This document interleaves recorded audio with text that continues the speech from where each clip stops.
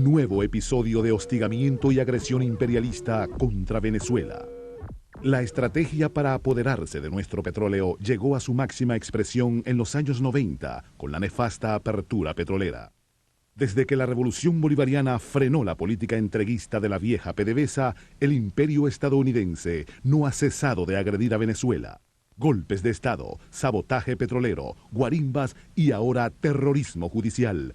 Un nuevo atentado contra nuestro pueblo. No nos vamos ni a alarmar, ni a atemorizar, ni a retroceder en las aspiraciones soberanas de nuestro pueblo de manejar sus recursos naturales.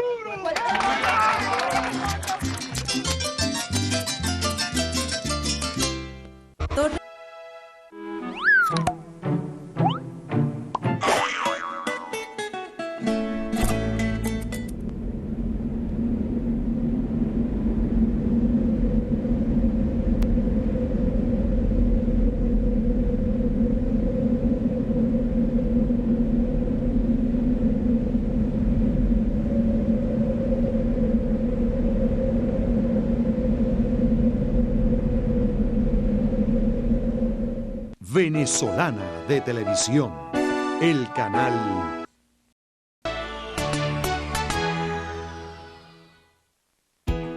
Programa de opinión que puede ser presenciado por niños, niñas y adolescentes.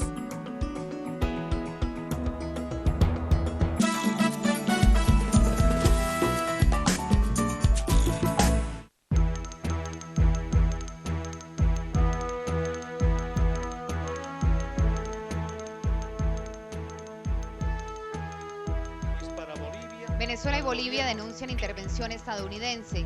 ¿Cómo opera? ¿Qué busca la Casa Blanca? Caso ExxonMobil y espionaje desde la Embajada en La Paz. Nuevas pistas sobre el accionar estadounidense en la región. Análisis en vivo desde el sur. Accionar paramilitar más allá de las fronteras colombianas, denuncia el presidente Chávez. Analistas venezolanos describen la situación. El paramilitarismo invade nuestras bases sociales, invade la capital. El paramilitarismo invade la sociedad fronteriza. Contacto en vivo con Bogotá y análisis del fenómeno hoy en vivo desde el sur.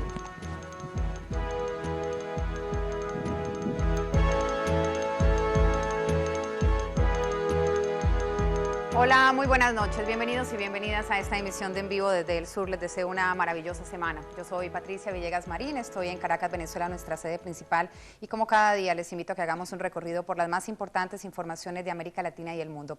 Y hoy vamos a iniciar esta emisión y esta semana informativamente hablando en Venezuela. Allí el presidente Hugo Chávez advirtió que si Estados Unidos continúa la guerra económica contra este país latinoamericano, el gobierno nacional le suspenderá el suministro de petróleo.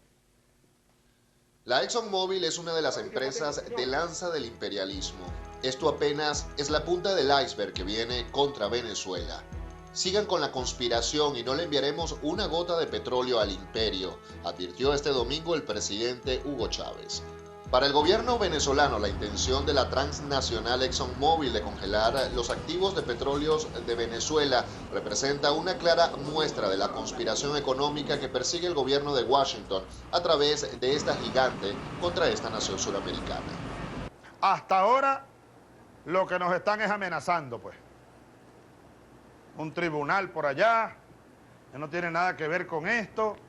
Como ellos se creen dueños del mundo, entonces un tribunal ordena que le congelen a Venezuela, no sé dónde. Ah, bueno, está bien. Si ustedes nos congelan, nos llegan de verdad a congelar y nos hacen daño, nosotros les vamos a hacer daño. ¿Saben cómo? No les vamos a mandar petróleo a los Estados Unidos. Anótelo, Mr. Bush, Mr. Danger. Durante la transmisión este domingo de Aló Presidente, Chávez aseguró que no permitirá más robos por parte de ExxonMobil, al tiempo de acusarla de corruptores y derrocadores de gobierno. El presidente venezolano explicó que esta transnacional apoya la invasión y el genocidio en Irak. Respecto a este tema también se pronunció el canciller venezolano Nicolás Maduro, quien advirtió que el actual gobierno de Estados Unidos no descansará hasta ver a Venezuela convertida en una colonia dependiente. Nosotros nos hemos entrenado en 9 años de revolución en el esfuerzo por defender algo que es sagrado para el país, que es la independencia reconquistada, la soberanía construida. Son dos conceptos fundamentales. Hoy nuestro país es independiente, reconquistamos lo que nos dejó la generación de libertadores, pero además nuestro país es soberano en todas sus decisiones. Y esta revolución de independencia y de soberanía y de justicia social que apunta hacia el socialismo del siglo XXI ha tenido a un, digamos, muy poderoso oponente en Norteamérica. Ese clan que gobierna los Estados Unidos de Norteamérica no ha descansado ni descansará para tratar de desestabilizar nuestro país, para tratar de revertir y convertirnos nuevamente a nuestro país en una colonia petrolera dependiente. Por eso da vergüenza ver personajillos de la oposición venezolana arrodillados a la embajada norteamericana, arrodillados al gobierno de los Estados Unidos de Norteamérica, arrodillados a la oligarquía colombiana. El ministro Maduro explicó además que el tema de ExxonMobil contra Venezuela se produce luego del rescate de la soberanía energética impulsado por la revolución bolivariana que lidera el presidente Hugo Chávez. ¿Qué pasó con la faja petrolífera del Orinoco? Con la faja petrolífera del Orinoco, bueno, la entregaron en contratos que no se le pudieran calificar no menos de vendepatria. Esa vieja PDVSA, esos viejos tecnócratas que ahora aparecen en las televisoras estas que todo el mundo conoce, esos viejos tecnócratas regalaron el petróleo venezolano por años, por décadas, pero además le habían entregado la faja petrolífera del Orinoco que el gobierno del presidente Chávez rescató. Y por rescatarla, entonces ahí está una de las transnacionales más absurdas del planeta, ExxonMobil, tratando de afectar nuestros intereses. No lo han podido hacer, no lo van a poder hacer, pero los venezolanos tenemos que estar preparados con la conciencia clara y la voluntad dura, fuerte, para enfrentar estos intereses, porque acabar con más de 100 años de coloniaje petrolero no es fácil. Y nuestro pueblo tiene... Ahora bien, la noticia tiene su historia. A través del siguiente informe les proponemos recordar cuáles fueron las consecuencias que tanto para Venezuela como para sus ciudadanos dejó el sabotaje petrolero del año 2001, también apoyado por el gobierno de George Bush.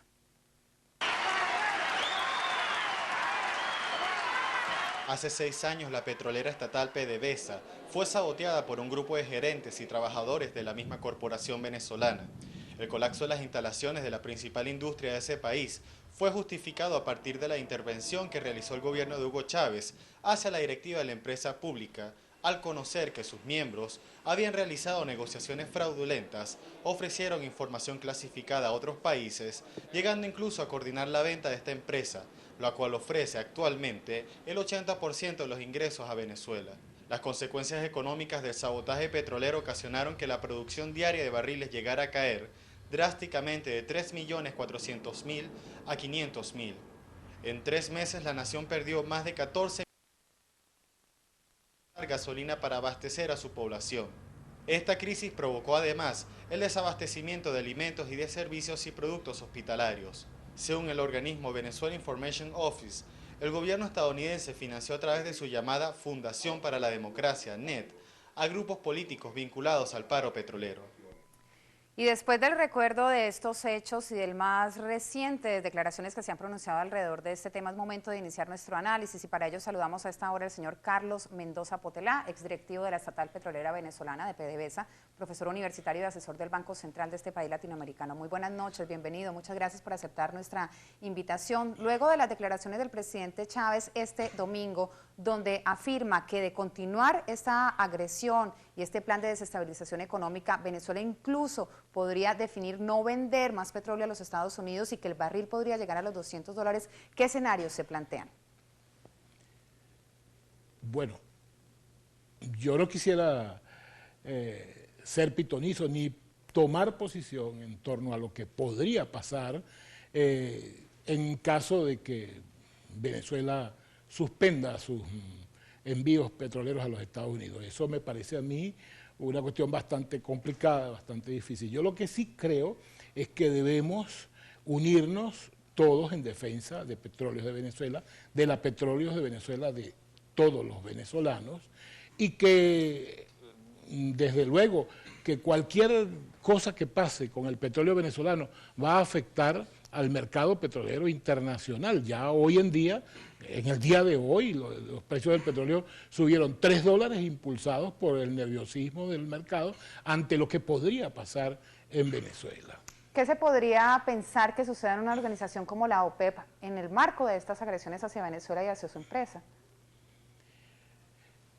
Tampoco es un asunto de la OPEP. La OPEP es una organización comercial. La OPEP es una organización para defender la integridad de los precios, para obtener precios dignos para sus países, para sus miembros del petróleo, y normalmente la OPEP precisamente nunca se ha metido en política cuando uno de sus socios es agredido por razones políticas, pues.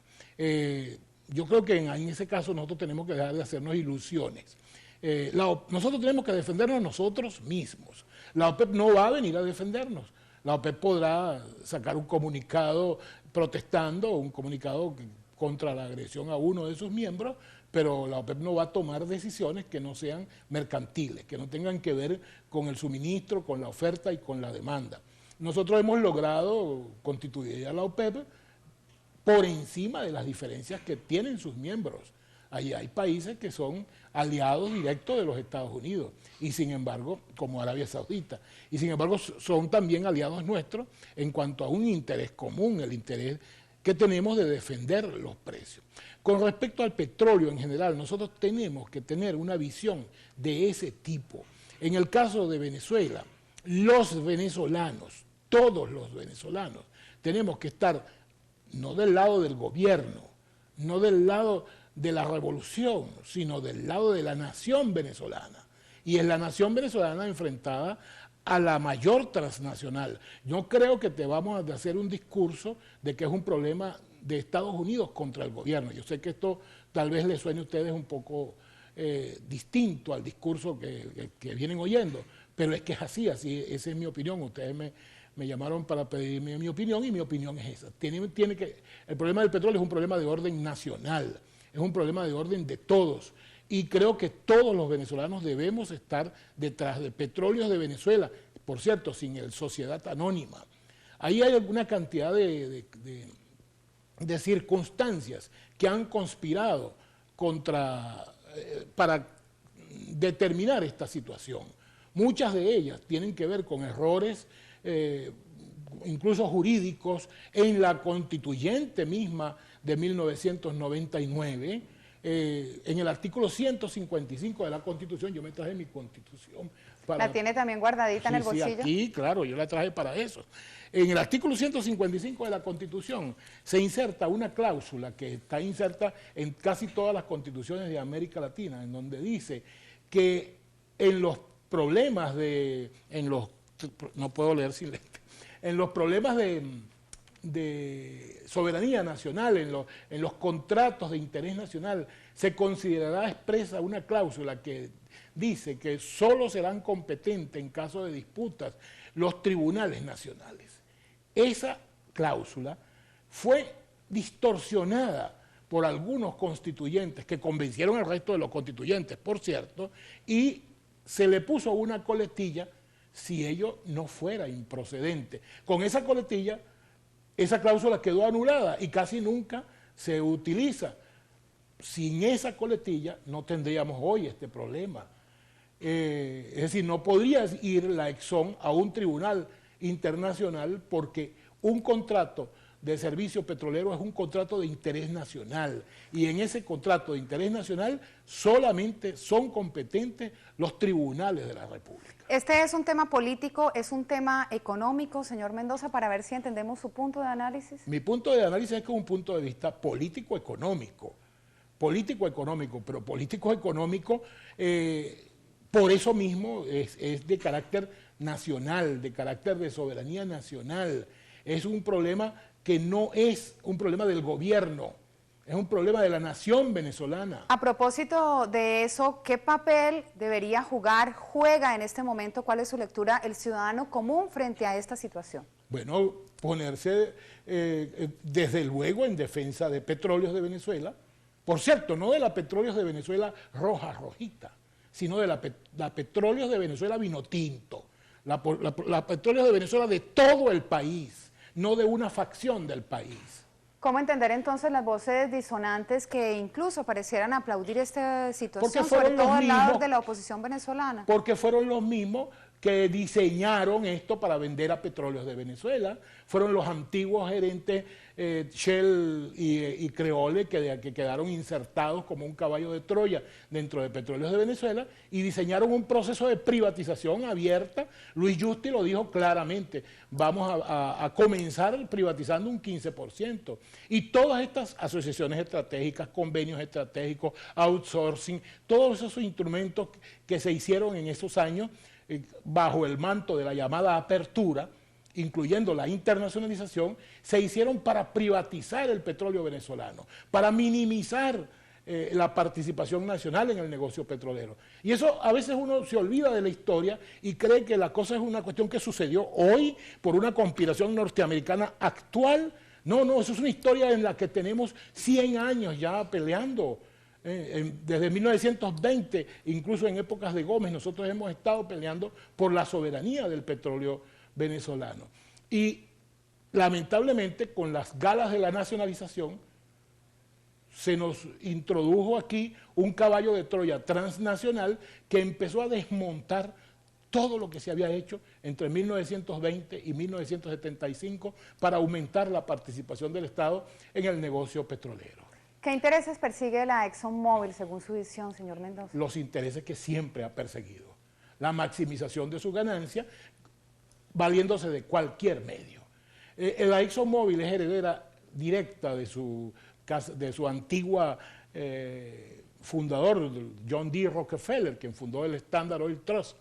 Eran tan atroces los medios con los cuales Rockefeller, el primer Rockefeller, conquistó el 80% del petróleo norteamericano, que la propia oligarquía, para ponerle un nombre, norteamericana, se resistió y logró disolver el trust y convertirlo en 33 compañías. Los Rockefeller se concentraron en 3 de esas 33 compañías que llegan hasta nuestros días, Chevron, Mobil y Exxon, que ahora son una sola, ExxonMobil. Bueno, de allí vienen, y la historia sangrienta de sobornos, de atentados, de asesinatos, de tumba de golpes contra gobiernos. El gobierno de Rómulo Gallegos en Venezuela cayó porque su ministro, Juan Pablo Pérez Alfonso, pensaba vender las regalías en especie, porque su ministro estaba aumentando la tasa del impuesto sobre la renta y los mecanismos de fiscalización. Esta es una situación que tiene indudablemente un componente jurídico. Quisiéramos que usted nos dejara conocer su visión acerca del CIADI. Mira, el componente jurídico, yo soy economista, no abogado, y cualquier cosa que yo diga es algo así como una piratería, aunque yo participé un poco en la Asamblea Nacional Constituyente y participé en la pelea que se dio por este artículo, que fuimos derrotados por Alfredo Peña, por David de Lima, por Luis Miquelena y por algunos otros que no quiero mencionar, pero que lograron, por ejemplo, en uno de los artículos, el 303, nosotros proponíamos que se estableciera que PDVSA no podría ser privatizada. Y entonces llegaron y pusieron, le añadieron una colectiva que diciendo, con excepción desde luego de las empresas que se constituyan como consecuencia de acuerdos y de... Es decir, que hubo incluso en esta Constitución retrocesos. Y entonces de aquellos polvos vinieron estos lodos. Esas circunstancias son aprovechadas por las grandes compañías que tienen sus bufetes de abogados, que saben muy bien lo que pueden hacer y que tienen no solamente bufetes, tienen legiones de bufetes de abogados, analizando cualquier falla, cualquier resquicio por donde puedan meterse. La Exxon, ¿qué es lo que busca? Maximizar lo que va a obtener de la liquidación de la que fue objeto aquí. Ellos mismos estiman eso en el orden de 1.500, 2.000 millones de dólares, una cosa de ese tipo. Bueno, piden 12.000 millones para garantizarlo. Esas son maniobras de un jugador de póker, de un tipo poker face que agarra al otro y lo hipnotiza para que acepte un bluff, que acepte una apuesta mal hecha, etcétera, y arruinarlo. Esa es la idea. Nosotros tenemos que aclarar todas estas cosas, llevarlo a todo el pueblo, sin excepción, y denunciar desde luego a los que fueron los autores de esto desde los tiempos de la apertura, Luis Justi, Alberto Quiroz Corradi, Humberto Calderón Berti, ¿no? Todos los que participaron en disolver todo el patrimonio que teníamos, por ejemplo, en el Ministerio de Minas y Hidrocarburos, que era un gigantesco ministerio que era capaz de saber por dónde iba cada gota de petróleo que había que fiscalizar y cuánto nos correspondía y cuánto. Todo eso fue liquidado entre 1976 y 1999, incluso el 2000. Señor Mendoza Potela, muchas gracias a usted por estar con nosotros en esta emisión de En Vivo desde el Sur. La noticia, como indicábamos, tiene su historia, en este caso, tanto interna como externa en los actores de esta situación. Es tiempo de hacer nuestra primera pausa. Quédese con nosotros, estamos en Vivo desde el Sur. Al regreso y en esta emisión de En Vivo desde el Sur estaremos hablando de un fenómeno que trasciende las fronteras de Colombia. El presidente venezolano advierte el ingreso de paramilitares en su territorio, responsabiliza al gobierno estadounidense y asegura que la plataforma de ataque contra ese país suramericano se levanta en Colombia. Volvemos con más en esta emisión de En Vivo desde el Sur en minutos. Pero casi siempre por debajo de la tierra, sin hacer mucho escándalo. Río Guárico, y este año comenzamos la ampliación del mismo.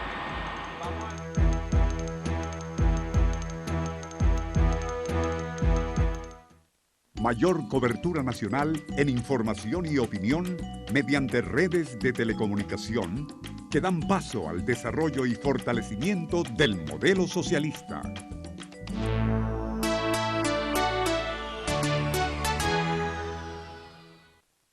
La calidad del aire nos pertenece a todos. La emisión de humo de automotores y otros generadores de ataques al aire espera por una solución sana que nos beneficia a todos.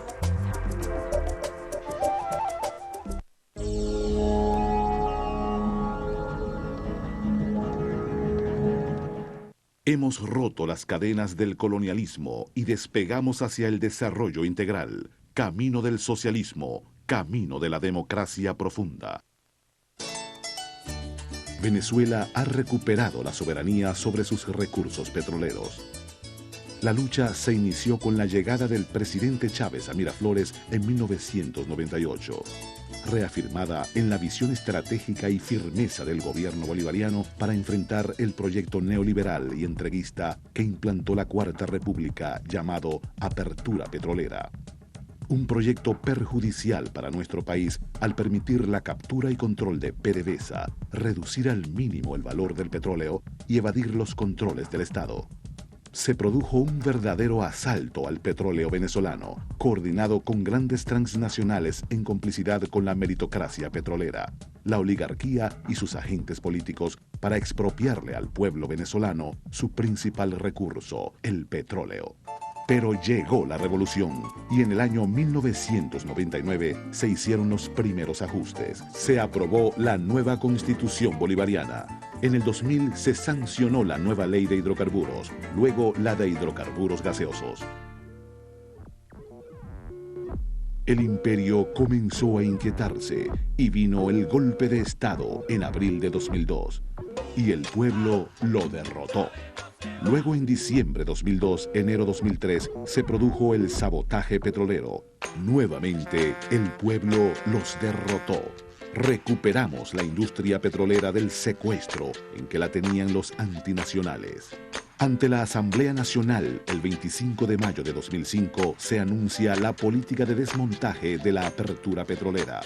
Es así como el 1 de enero de 2006 llega a su fin una de las figuras más perjudiciales de la apertura petrolera, los convenios operativos, una de las primeras en desmontarse. Durante 2006 y 2007 se profundizan las acciones para la recuperación de los negocios de la faja petrolífera del Orinoco. Se promulga el decreto de nacionalización de las asociaciones de la faja y convenios de exploración a riesgo. Las transnacionales firman aceptando el traspaso de las operaciones a PDVSA. El 1 de mayo, los trabajadores de la nueva PDVSA despliegan la bandera nacional en la faja petrolífera del Orinoco, enterrando 10 años de nefasta apertura petrolera. El 26 de junio de 2007, 7 empresas firman el acuerdo de migración a empresas mixtas, ahora con mayoría accionaria de PDVSA. A partir de ese momento se ratifica la política de plena soberanía petrolera sobre nuestros recursos energéticos. El reservorio de hidrocarburos más grande del mundo se desarrolla con una visión nacional, popular y revolucionaria rumbo a la construcción del socialismo petrolero. Por estos logros, hoy los sectores opuestos a la revolución bolivariana vuelven al ataque contra PDVSA y el gobierno del presidente Chávez. Pero el pueblo y los trabajadores nuevamente los derrotarán. ¡Patria, socialismo o muerte! ¡Venceremos! Gobierno bolivariano. Torre de la economía popular y solidaria. Ahora en Caracas, la economía informal y solidaria contará con una torre que dignifica al trabajador. Es un edificio que cuenta con las instalaciones más modernas que hay en Venezuela. Posee una infraestructura de 16 pisos, 12 pisos dentro del área comercial y el área de oficina, y 4 pisos de estacionamiento. Para finales de este semestre se estará entregando la primera etapa, que consta de los primeros 910 locales comerciales. Gobierno bolivariano. Venezolana de Televisión, el canal de todos los venezolanos. Tú, que produces para alimentar a nuestro pueblo, cada vez tienes más oportunidades de acceder a tierra, crédito, asistencia técnica, capacitación, riego, vialidad y transporte para producir alimentos en beneficio de todos.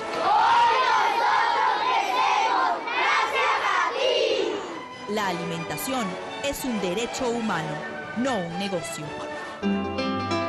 Gobierno bolivariano.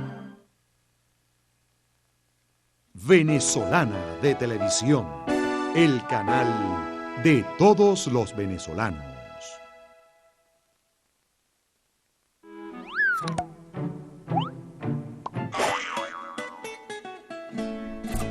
La televisión privada ha vuelto con sus mentiras, hablando mal de mi patria y haciendo 1000 pantomimas para apoyar siempre al yanqui y hablar de él maravillas. Pues yo no vendo a mi patria ni por libras esterlinas. Mi patria no se negocia, prefiero perder la vida y defender el petróleo, nuestro oro, nuestras minas, como lo haría Simón, nuestro gran Simón Bolívar. ExxonMobil se ha prestado a una jugada imperial. Ellos quieren el petróleo, nuestra alma natural, pero lo que nunca pueden, nunca se podrán llevar es la dignidad de un pueblo, se los puedo asegurar.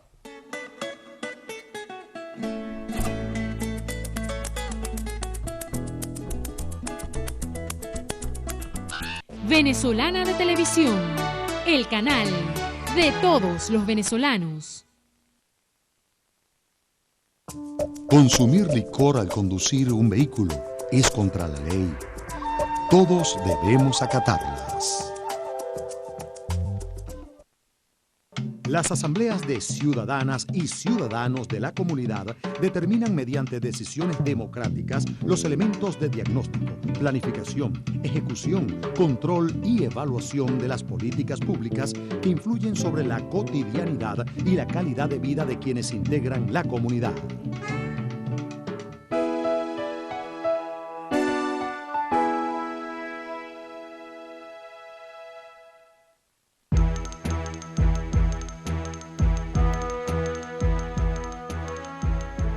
Volvemos, estamos en vivo desde el sur y ahora nos trasladamos a Bolivia. En este país andino también surgieron denuncias de intervención. El gobierno de ese país solicitó a la Embajada de Estados Unidos en La Paz una explicación sobre el espionaje a funcionarios cubanos y venezolanos por parte de la representación de Washington.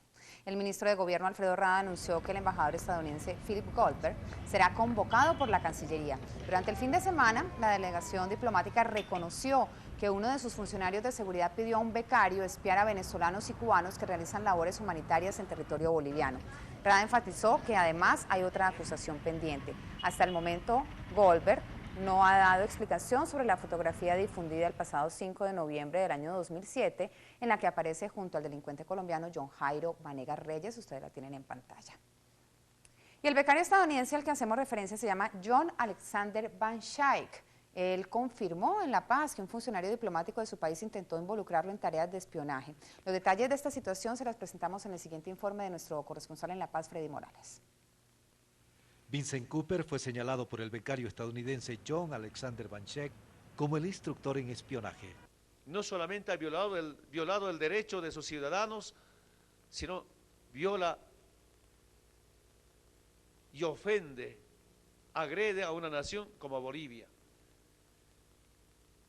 Este señor, entiendo que desde el momento que reconoce ese error, pues para Bolivia, para el gobierno, es persona no deseable.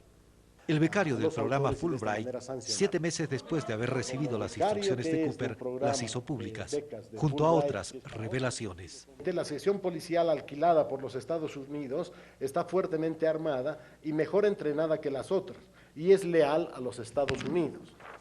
Y continúa, así que podemos confiar en ellos. Están en La Paz, Santa Cruz y Cochabamba. El becario, para facilitar las investigaciones, hizo una declaración voluntaria ante notario de fe pública.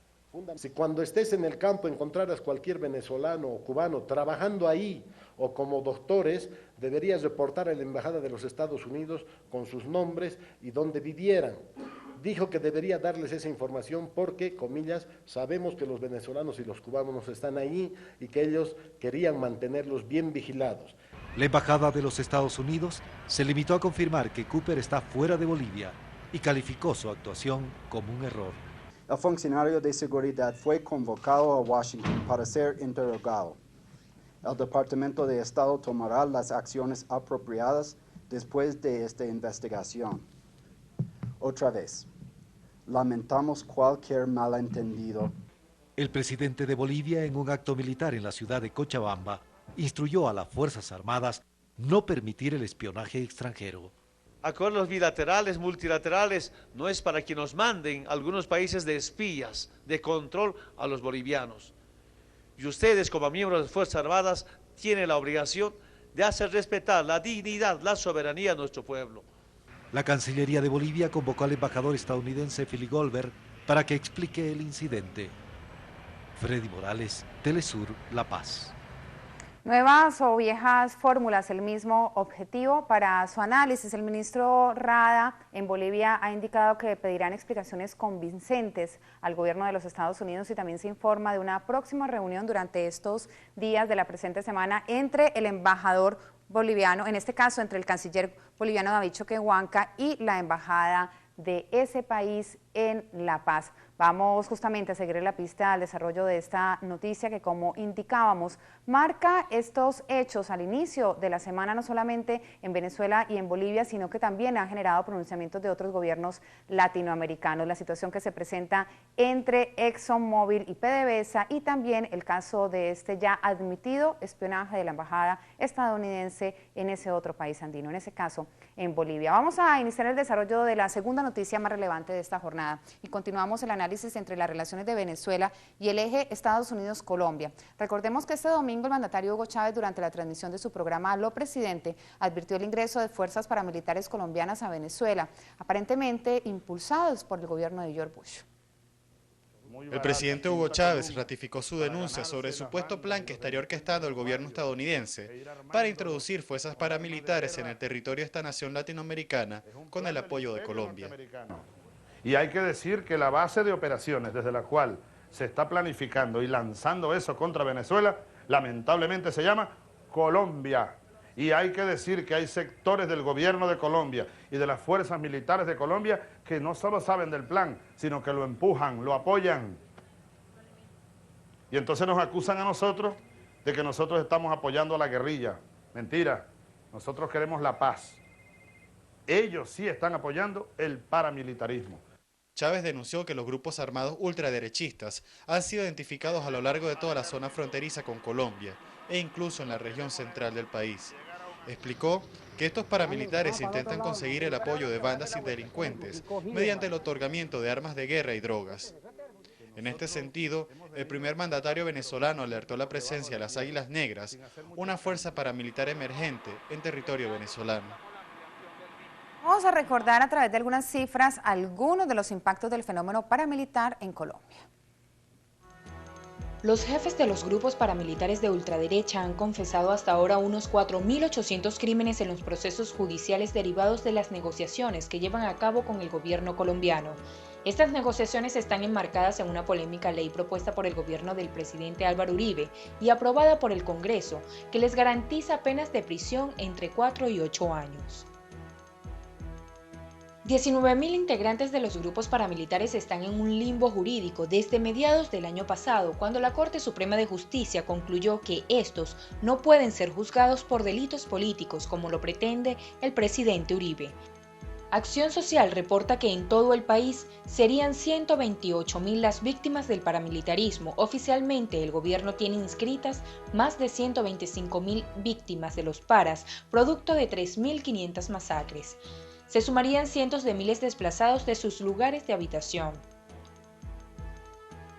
El movimiento de víctimas de crímenes reveló que en enero de este año los paramilitares cometieron 2 masacres, 9 desapariciones forzadas y 8 homicidios. Asimismo, esta organización devela 950 ejecuciones perpetradas por el Ejército Nacional de Colombia desde 2002 hasta la actualidad, y en este año poseen cifras de hasta 16 ejecuciones extrajudiciales. El gobierno colombiano afirma que entre 2003 y 2006 se desmovilizaron un poco más de 31.000 miembros. Ahora bien, el fenómeno paramilitar no solo se expresa en esas cifras. En la actualidad, 54 congresistas están bajo la lupa de la Corte Suprema por la investigación que se adelanta por sus presuntos nexos con estos grupos. El total de bancas en el Congreso colombiano es de 266, entre senadores y representantes a la Cámara. Algunos de estos congresistas ya han recibido sentencia, confirmándose así los cargos que en algunos casos incluyen concierto para delinquir, constreñimiento al elector y fraude electoral. En la Interpol continúa la orden de captura contra el padre de la ex canciller colombiana María Consuelo Araujo, acusado también de supuestos vínculos con paramilitares. El exdirector del DAS, Policía de Inteligencia de Colombia, Jorge Noguera, capturado en febrero del año pasado, fue destituido por la Procuraduría, que lo inhabilitó por 18 años por colaborar con paramilitares de la costa y enriquecerse con contratos del organismo de seguridad, y ahora enfrenta cargos por los delitos de concierto para delinquir agravado, utilización indebida de información reservada y abuso de autoridad por acto arbitrario.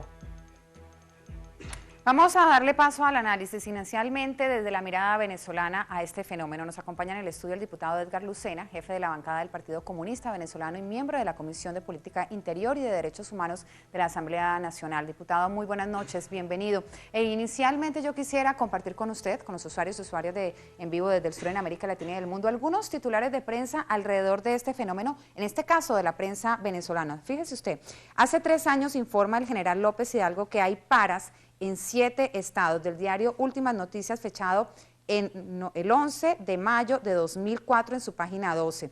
El 25 de junio del año 2006, el diario Vea reseña que paramilitares colombianos asesinaron a 9 campesinos del sur del lago. En el año 2007, en marzo, añade que 400 mercenarios estadounidenses se concentran en la frontera en Apure. Jaime A. Moreno denuncia en Rebelión el 26 de junio de 2006 que los campesinos colombianos desplazados hacia el sur del lago son semiesclavizados por mafias extranacionales.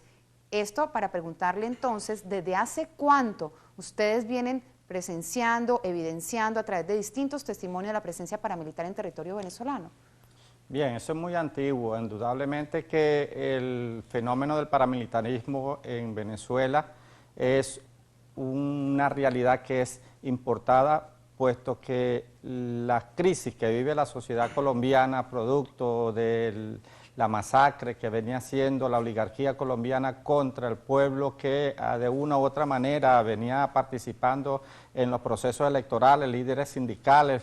Recuerde que la unidad patriótica fueron asesinados más de 4.000 miembros dirigentes a nivel nacional, acabaron con la dirección del Partido Comunista en Colombia, y todo lo que sea dirección de un proceso revolucionario que oriente al pueblo, allí actúa directamente la oligarquía colombiana. No es un secreto, es conocido para todo el mundo que Uribe, la familia Uribe, son los pioneros en la organización de las Autodefensas Unidas de Colombia. Castaño lo manifestó hace mucho tiempo que si era necesario de pasar a territorio venezolano, lo haría en relación a lo que significaba la confrontación que tienen en el conflicto interno con las fuerzas insurgentes revolucionarias colombianas. En ese sentido, vemos también cómo hubo un momento, un pronunciamiento de los ganaderos golpistas de Venezuela cuando plantearon la creación de un fondo para crear sus propias Autodefensas Unidas de Venezuela. Entonces, en ese sentido, el proceso de desplazamiento que se ha originado desde Colombia hacia Venezuela es notorio. Recuerde que el proceso de desmovilización de paramilitares surtió efecto, pero con un objetivo muy particular. De esos desmovilizados, la mayoría se ha quedado en Colombia, de una u otra manera se ha reincorporado a la actividad militar nuevamente, y el otro sector se ha desplazado hacia Venezuela y lo tenemos ubicado en el área urbana. La experiencia concreta es el estado Zulia, el estado Táchira, el estado Apure. Estos son estados fronterizos. Estados fronterizos con Colombia, ¿no? Claro. En Colombia, diputado, pareciera y cada vez más que la sociedad está enterándose de los vínculos de estos grupos paramilitares con distintos estamentos, entre ellos la clase política y particularmente aquellos que han estado ligados en las campañas electorales y en el gobierno del actual mandatario. En Venezuela, ¿con quién trabajan? ¿Quiénes apoyan a estos grupos paramilitares?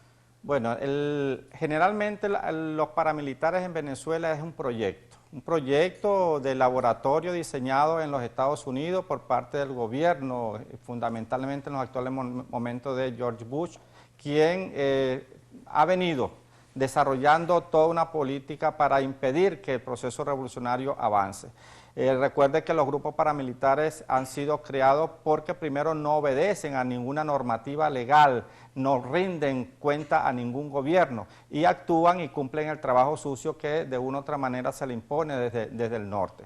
El trabajo que no puede hacer, la actividad que no puede hacer el ejército colombiano lo hacen los paramilitares, y la ausencia del ejército colombiano a lo largo de nuestra frontera es un hecho. Le ha tocado a nuestras Fuerzas Armadas Nacionales Bolivarianas tener que reforzar el esfuerzo para custodiar, cuidar nuestra soberanía en nuestra frontera.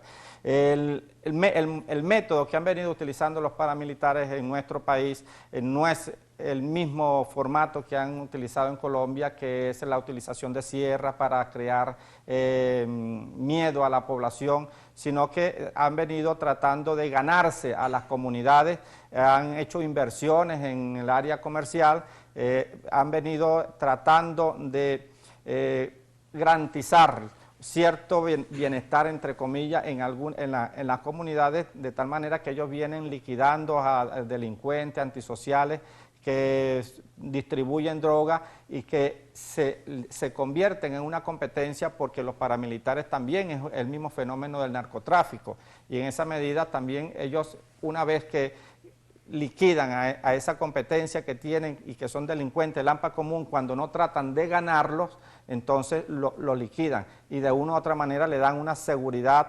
relativa a las comunidades. Ese es uno de los fenómenos fundamentales que tenemos que visualizar, porque hay comunidades cuando son afectadas por la inseguridad y vienen estos grupos que se convierten en exterminio, de una u otra manera están buscando la legitimidad de esas comunidades para sus acciones.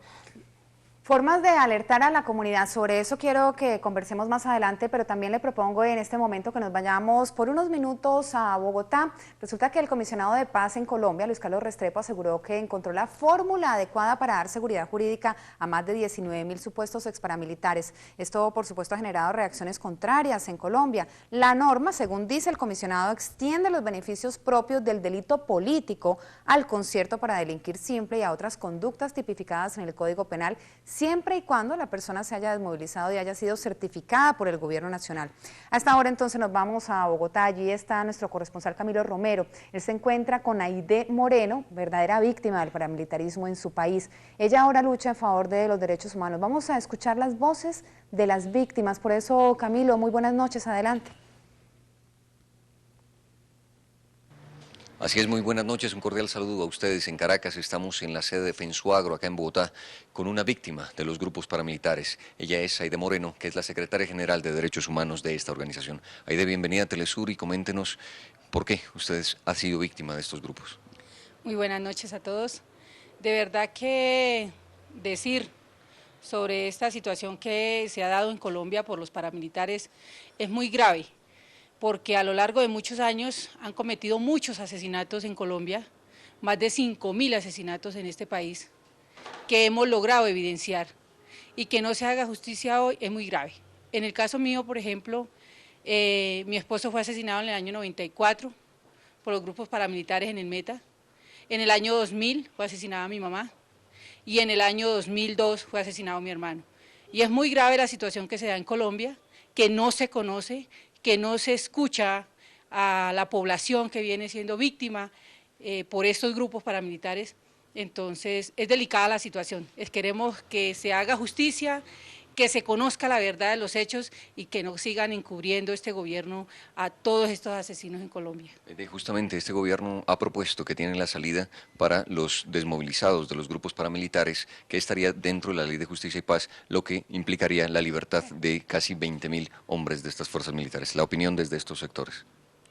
Bueno, nosotros sabemos que con la Ley de Justicia y Paz es otro fenómeno, otro monstruo que se ha creado para darle libertad y para legalizar estos grupos paramilitares en Colombia, porque no es otra cosa. Los grupos paramilitares en Colombia no se han desmontado, al contrario, continúan haciendo su ejercicio en las diferentes regiones del país.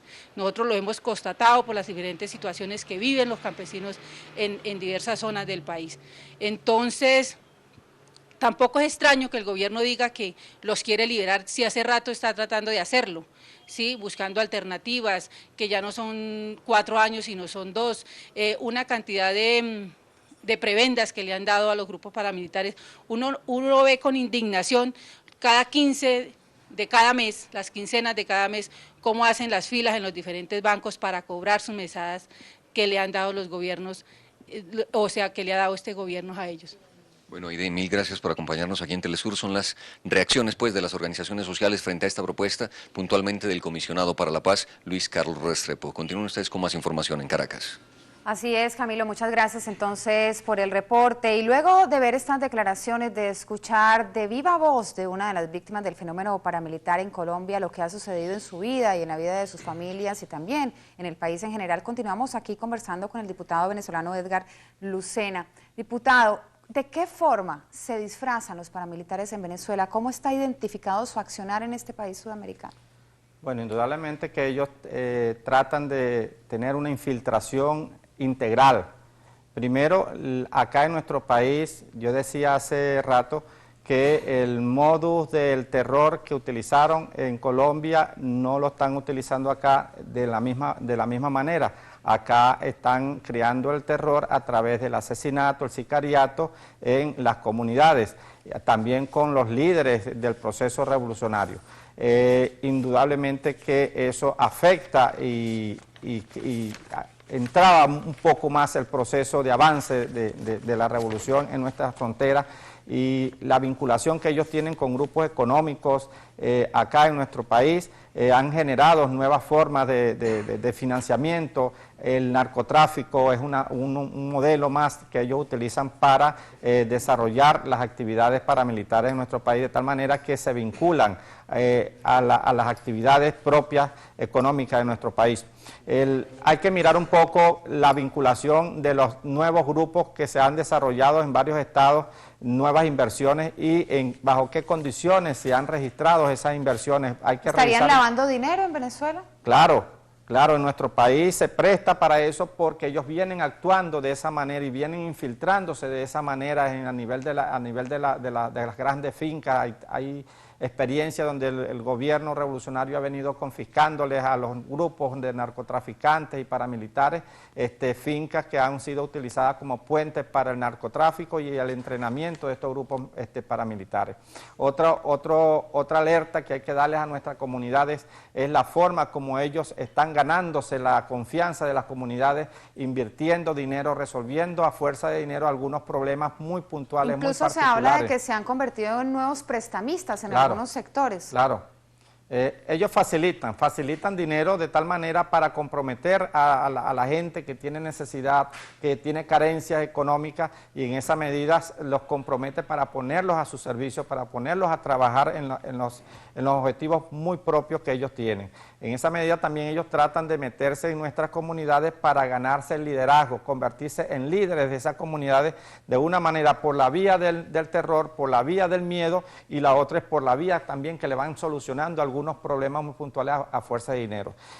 Hay que recordar que los paramilitares llegan, pero no se quedan en su totalidad, sino que tratan de reclutar a esos miembros de las comunidades que de una u otra manera están en el hampa común, están delinquiendo, y si no aceptan trabajar para su grupo, para los paramilitares, son eliminados. Eso es lo que conocemos como los grupos de exterminio, y en esa medida entonces ellos van avanzando en nuestras comunidades.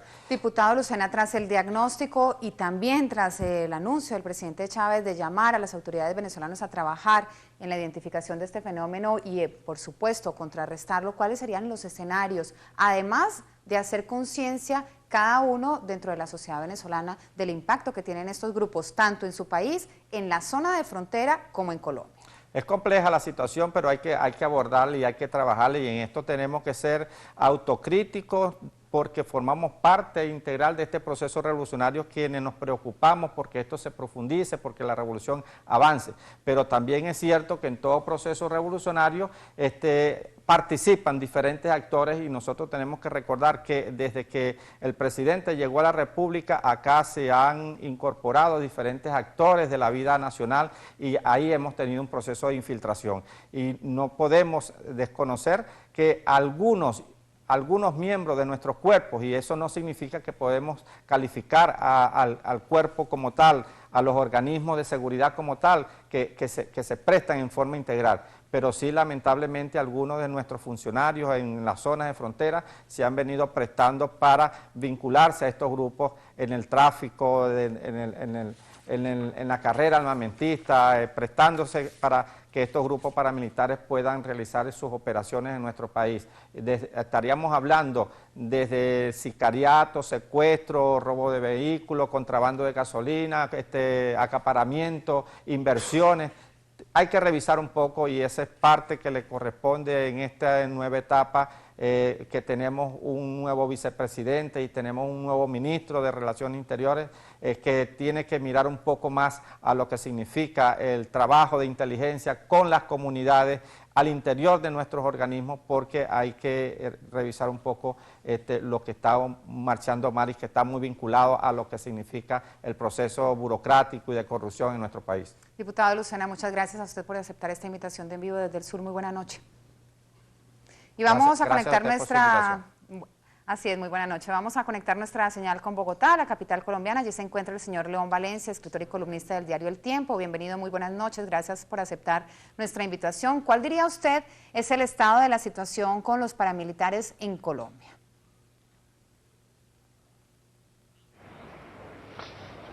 Aportar a la consolidación de esa necesaria... ¿Se ha podido reunir con Pablo Brooks, viceministro de Cultura? Al parecer tenemos alguna suerte de dificultad con el retorno del audio de nuestro invitado, el señor León Valencia, quien se encuentra en la ciudad de Bogotá, Colombia, y hemos querido justamente contactarlo para analizar desde los dos lados de esta amplia frontera que comparten Venezuela y Colombia, cómo se mira el fenómeno paramilitar al interior, pero también y de manera importante en la zona fronteriza. Recordemos también que alrededor del tema paramilitar hay una gran cantidad de hechos que hemos venido reseñando en Colombia, que tienen que ver con la inclusión, con la infiltración de estos grupos en las altas esferas de la política y de manera particular con muchos de aquellos que han estado alrededor del presidente colombiano Álvaro Uribe. Recordemos también, y este es un dato importante para el análisis, que en Colombia víctimas de los delitos de los grupos paramilitares, de las conductas de los grupos paramilitares, han invitado a la sociedad de su país y a la del mundo entero a que se junten, a que se convoquen, a que se reúnan para protestar por este tipo de accionares. Esa marcha, esa convocatoria está pautada para el próximo 6 de marzo. Y sobre eso ya hay una respuesta inicial del gobierno del presidente Álvaro Uribe a través de uno de sus asesores más destacados y quien además da generalmente anuncios a la prensa local. Ha dicho que el gobierno colombiano no respaldará esa convocatoria. Vamos a ver si tenemos nuevamente el contacto con el señor León Valencia, analista, escritor, columnista del diario El Tiempo. Esperemos que nos pueda escuchar y que ahora que le decimos buenas noches, usted nos pueda responder también con sus análisis. Le preguntaba inicialmente, ¿cuál a su juicio, cómo describiría usted este momento del paramilitarismo en su país, en Colombia? Pues mira, se hizo una negociación de paz y como producto de eso se movilizaron 31.000 paramilitares y que entregaron unas 18.000 armas, pero fue una desmovilización parcial. Las redes más densas del paramilitarismo, muchas redes especializadas quedaron actuando y una parte de los paramilitares no se desmovilizaron y están actuando en muchas regiones del país. Algunos de los que se desmovilizaron retornaron a la actividad armada y son los que llaman los llamados grupos emergentes, que son removilizados de los paramilitares, de manera que el fenómeno paramilitar en su parte armada sigue manifestándose. Hay grupos en todo el país, obviamente sin la contundencia que tenían antes de hacer la negociación de paz, pero el fenómeno paramilitar era mucho más que esos grupos armados que se desmovilizaron. Eran redes de narcotráfico, era un gran acuerdo con líderes políticos de todo el país, era un poder económico y social muy grande, especialmente en 12 departamentos, pero en general en todo el país. Ese fenómeno paramilitar sigue vivo, obviamente ya hoy en día ha cambiado en su forma de actuar, pero sigue manifestándose en todo el país y yo creo que es una preocupación para todo el mundo, una preocupación interna y una preocupación para la comunidad internacional. Y yo creo que está muy lejos el que se acabe el paramilitarismo en su totalidad, aunque ha sufrido una disminución como producto de las negociaciones que se hizo. Sigue muchos de sus jefes por fuera actuando y yo creo que esa es la realidad que vivimos en el país. Aquí se presentan generalmente dos extremos, un extremo que dice que ya se acabó el paramilitarismo y que lo que hay son unas bandas distintas a paramilitares que no se pueden juzgar como tales, y así dice el gobierno nacional.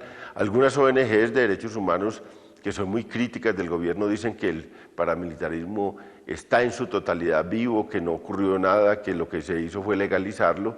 Y yo creo que por la mitad de estas dos versiones tan antagónicas está una versión quizá más equilibrada, de que algo pasó, alguna gente se desmovilizó, la violencia disminuyó, algunas armas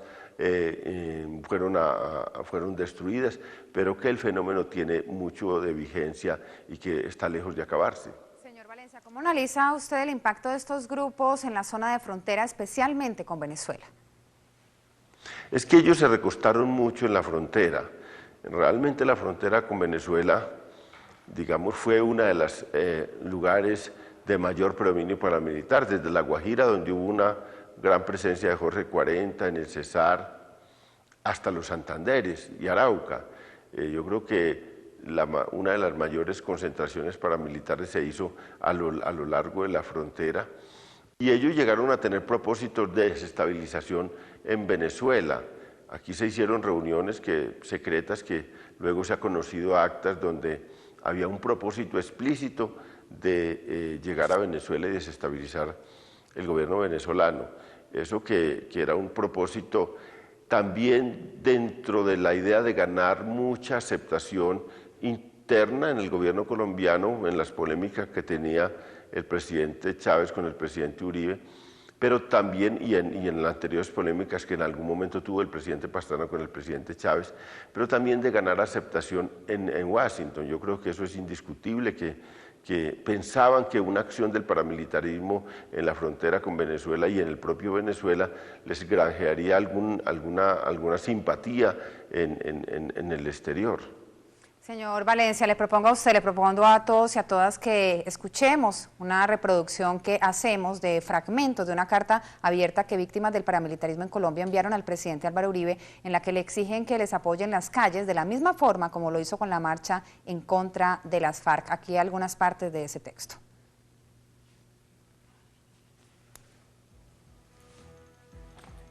Marcharemos contra la corrupción y la penetración del narcotráfico y el paramilitarismo en diversas instituciones del Estado colombiano, como el Congreso de la República, la Fiscalía General de la Nación, el Ejército Nacional, la Policía Nacional, el DAS, la Registraduría Nacional, la Contraloría General de la Nación, algunas gobernaciones y alcaldías y algunas embajadas y consulados del país.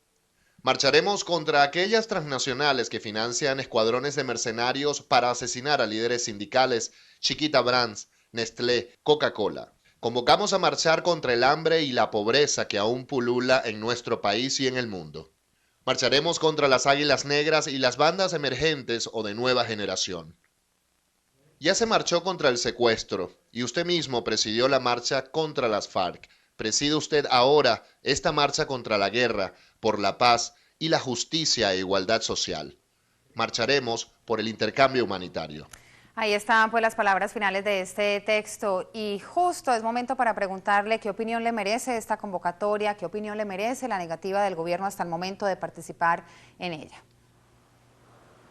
Pues yo creo que aquí ha sido muy grave lo que ha ocurrido por parte de los paramilitares, también es muy grave lo que ha ocurrido por parte de la guerrilla, pero es que lo de los paramilitares es una cosa que puede equipararse a las dictaduras del Cono Sur de los años 70. De hecho, aquí entre el 99, 98 y 2003, que es un lapso muy corto de tiempo de 4 o 5 años, se produjeron, como lo dice la propia Fiscalía General de la Nación, 10.000 desaparecidos. En este momento hay identificadas 3.200 fosas comunes por acción de estos grupos paramilitares para apoderarse junto con los políticos locales del poder en las regiones.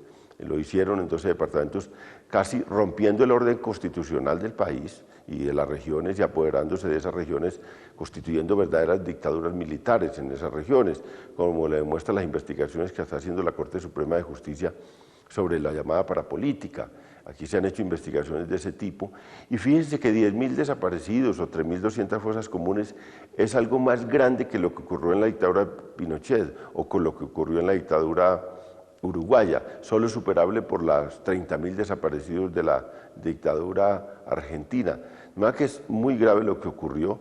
Aquí salió hace unos meses un informe en 6 páginas del diario El Tiempo, una investigación muy especial que causó alguna conmoción, pero nunca causó la conmoción en los corazones de los colombianos que causaron las pruebas de supervivencia que enviaron recientemente las FARC sobre los secuestrados y que motivaron la manifestación que se hizo, muy vistosa y muy importante contra las FARC y por los secuestrados, y yo creo que eso fue valioso, pero yo creo que aquí se va a ver, y aquí ahí tiene un reto el país, si es que condena todas las violencias, las de la guerrilla, los paramilitares, y si es que la dirigencia del país toma distancia del paramilitarismo y le mete a esta marcha, y si es que con ocasión de lo que ha ocurrido, por fin en Colombia surge una derecha civilista. La derecha es una opción política legítima, controvertible para los que están en la izquierda, pero al fin y al cabo legítima. Lo que no es legítimo es que esa derecha en Colombia se asocie con actores ilegales como lo ha hecho durante todos estos años para apoderarse del poder y para hacer una masacre silenciosa de miles y miles de personas y desplazamiento de millones de personas. Yo creo que son graves y muy graves y mucho más graves los crímenes del paramilitarismo que los de la misma guerrilla. Y el día en que aquí en Colombia surge una izquierda consolidada, una izquierda civilista que venga de negociaciones de paz, que repudie también la violencia de las guerrillas y se disponga a competir democráticamente en el escenario político, pues, y al mismo tiempo surja una derecha civilista que se aparte de toda esta forma ilegal de obtener el poder que ha habido en todos estos años en Colombia, pues tenemos una democracia, podremos construir una democracia sólida. Aquí no hay una democracia, es una democracia muy precaria, diríamos benévolamente que hay una democracia de baja intensidad en la cual los de arriba y las dirigencias y las élites del país se asocian con actores ilegales para matar gente y conquistar poder político. Y claro, las guerrillas también obtienen y se esfuerzan por controvertir el poder local mediante las armas y el poder nacional mediante las armas. Ese es el drama colombiano y ojalá esta marcha tenga el respaldo, el mismo respaldo que tuvo de las élites que la reciente marcha contra las FARC. Estaríamos en una cosa de equilibrio y se mostraría un nuevo camino para la democracia colombiana. Señor Valencia, muchas gracias a usted por estar con nosotros esta noche en vivo desde el sur, y justo con esas declaraciones cerramos nuestra emisión de hoy, como siempre agradeciendo su atención, su interés, su compañía, invitándoles a que ingresen en nuestra página en internet www.telesurtv.net. Esperamos haber contribuido con estas voces, con estos análisis, justamente al entendimiento de esta compleja realidad que hoy en día, hay que decirlo, se exporta desde Colombia hacia los países vecinos. Y como es costumbre, cerramos con la noticia en imagen y nos vamos más allá de las fronteras de América Latina, concretamente a Afganistán. La extrema ola de frío ha causado la muerte de más de 650 personas y de 230.000 cabezas de ganado. De acuerdo a los médicos de este país, este lunes se amputaron los dedos de pies y manos a más de 90 víctimas por el congelamiento. Afganistán afronta uno de los peores inviernos registrados en su historia. Con estas imágenes que dan cuenta de esta muy lamentable situación, nos despedimos por hoy. Agradecemos entonces su compañía, su interés en esta emisión de En Vivo desde el Sur. Muy buena noche, que descanse.